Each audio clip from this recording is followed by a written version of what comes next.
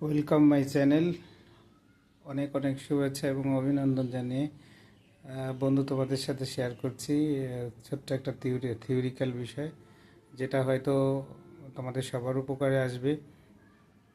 আর content বানানো সেটা আমার বিজনেস অ্যাঙ্গেলে না, আমার ভালো লাগার থেকেই তৈরি করি। হয়তো বন্ধুরা তোমরা উপকৃত হবে, সেটাই আমার হচ্ছে সফলতা।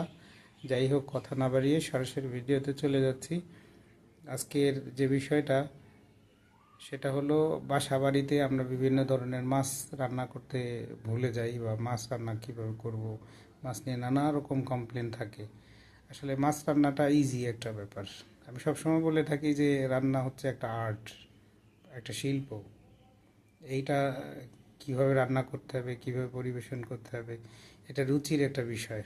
এই রুচি এই রুচিটা প্রত্যেকটা মানুষেরই থাকা উচিত। আর সেই কারণেই আমার মনে হয় যে এই ভিডিওগুলো বন্ধুরা সবার দরকার, আমাদের সবার দরকার এই ভিডিওগুলো।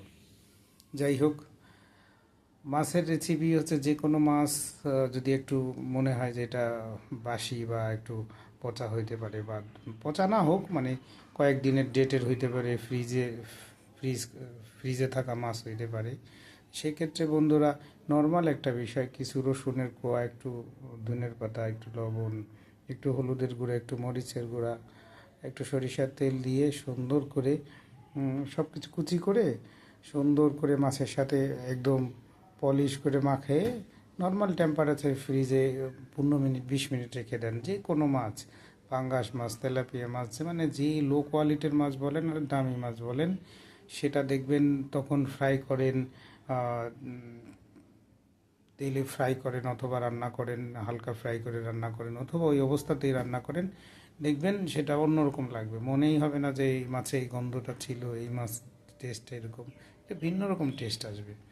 এছাড়া মাছ যদি বেশি গন্ধ মনে হয়, যে মাছের গন্ধটা কাটার জন্য একটু লবণ, ভিনেগার, লবণ তো কমন, এগুলো তো লবণ দিয়ে ধুইতে হয়, একটু ভিনেগার দিলেন, ভিনেগার দিয়ে মাছটা ধুয়ে ফেললেন। তারপরে মাছের গায়ে কখনো ওই একটু লেবু লেবু দিয়ে লেবু চিপড়াই দিলেন, ম্যারিনেট করার সময় একটু লেবু চিপড়াই দিলেন।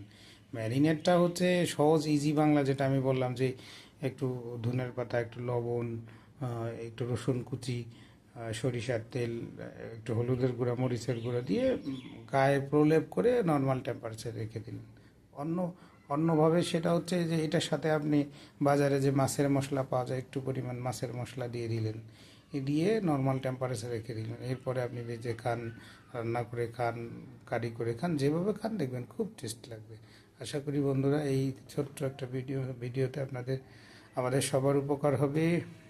সবাইকে সুস্থ, সুন্দর এবং দীর্ঘায়ু কামনা করে আজকের ভিডিও এখান থেকেই বিদায় নিচ্ছি।